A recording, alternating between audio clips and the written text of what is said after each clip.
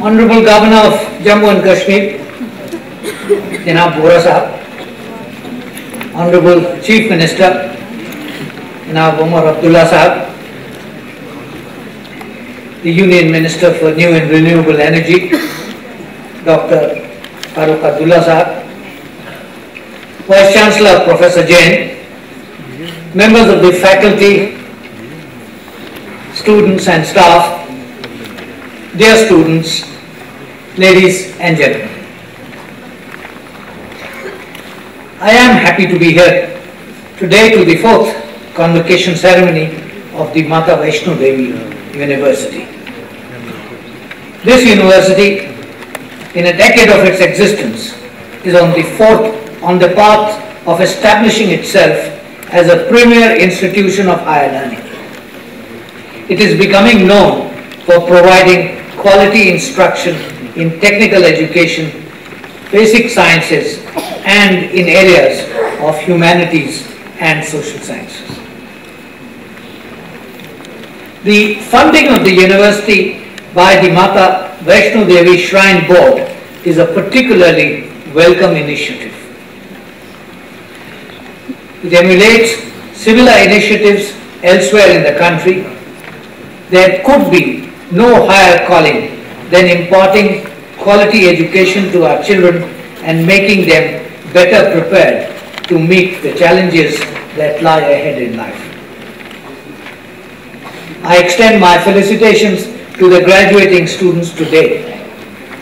They owe their success to their own industry and dedication. In this hour of success, however, they must not forget the vital role played by their parents and teachers who have helped them in achieving their objectives. The graduating students should know that the pursuit of knowledge does not end with the portals of the university or with the acquisition of a university degree. Their journey in life now begins. Whether they enter the job market or go on to pursue further studies, they must remember that there is no end to education. As J. Krishnamurti said, it is not that you read a book, pass an examination, and finish with education. The whole of life, from the moment you are born to the moment you die, is a process of learning. So keep learning and pursue excellence. Strive to become better human beings for your own sake and for the society you live in. The vision of Shri Mata Vaishno Devi University is to establish a scientific and technical university of excellence, to nurture young, talented human resources for the service of Indian society and the world at large, while preserving the integrity and sanctity of human values. This is a worthy objective. Its realization in good measure would fulfill our aspirations of overcoming existing and emerging challenges and building a modern, progressive and just society. The criticality of providing good, relevant and quality education is thus evident. The size of our youthful population, perhaps the largest and the youngest in the world, makes this essential for achieving our objectives. However, in the clamor for progress and prosperity, defined mostly in economic terms, we run the risk of underestimating the importance of social and ethical content in education. This is essential for the survival and progress of our society. As the philosopher Plato put it, and I quote, "Justice in the life and conduct of the state is possible only as first it resides in the hearts and souls of the citizens." End quote. Here too, education has to play a critical role in imparting these values and turning out more responsible citizens of tomorrow. This is more so because we continue to witness a general disregard of these fundamental values in our public life. A failure to arrest this phenomena would be detrimental to social cohesion. A question can, therefore, be squarely posed. How do we go about achieving this goal? The Constitution of India, ladies and gentlemen, is the fundamental law of the land and the foundation on which our republic rests. It is a constitutive document which recognizes and creates an identity, articulates a vision of what it means to be an Indian.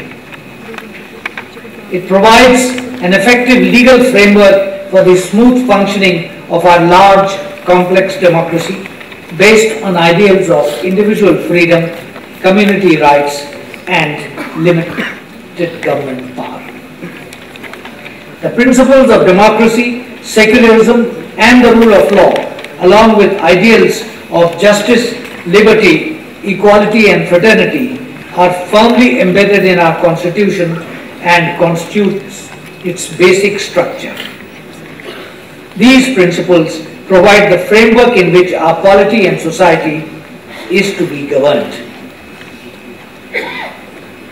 In a multi-religious, multilingual, multi-ethnic society of over 1.2 billion, marked by severe socio-economic disparities, compounded by immense geographical diversity, establishing a truly representative democracy is a major task.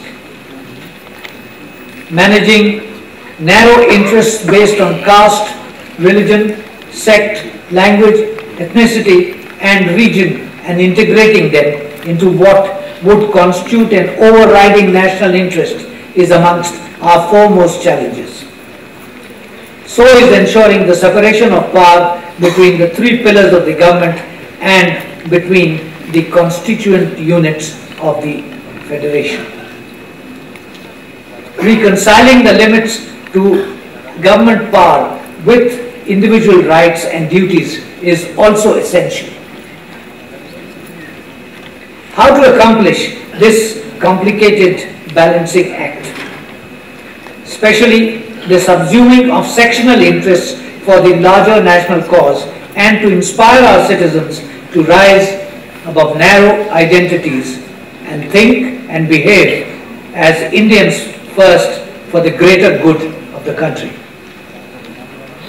This is vital for our nation because it would not be correct to say that while the political integration of the country was achieved after independence, the hearts and minds of the people are yet to be united to the desired extent.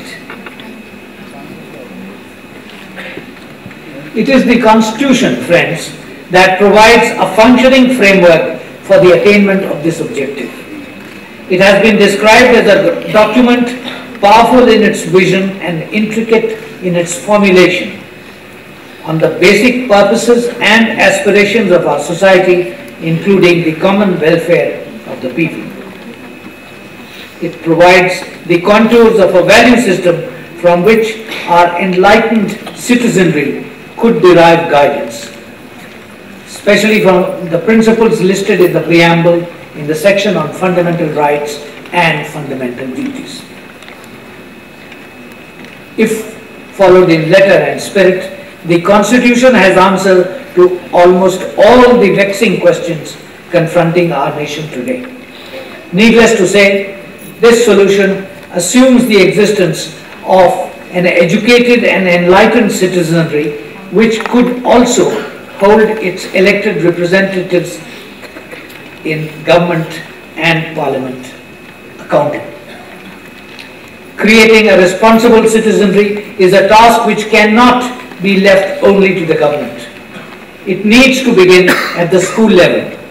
Education should reaffirm our commitment to the concept of equality amongst diversity. It must promote values that foster justice, peace, humaneness and tolerance in a multicultural society. These values, imbued with a scientific temper, creativity and curiosity amongst our young, can be inculcated and carried forth in primary, middle and senior school levels and beyond it to college and university. This endeavor would also require the cooperation and support of the parents, guardians and the wider community. Another value of relevance is pursuit of excellence. In the world of today, mediocrity has no place. I am happy to note that the mission of this university is the pursuit of education, scholarship and research at the highest international levels of excellence, particularly in areas of science and technology. This should include the responsibility to prepare our young people for becoming proud and responsible citizens of this great country. The university's focus on moral values and social commitment, which is reflected in the vast array of activities being held in and around the campus, is also commendable. Prime Minister Jawaharlal Nehru once said, "Citizenship consists in the service of the country." So, to the students gathered here today, I would say that to become good citizens, serve your country with devotion and honor. If you are ever confused about your rights and duties, seek refuge in the Constitution. It will guide you in the right direction. Service of the nation in no way precludes the essential pursuit of your personal interests and ambitions, for collective good is the sum total of individual excellence and progress. Be grateful for what you have received from your parents, elders and teachers. Be it their blessings, wisdom and support. Remember, millions of your compatriots are not as fortunate as you are.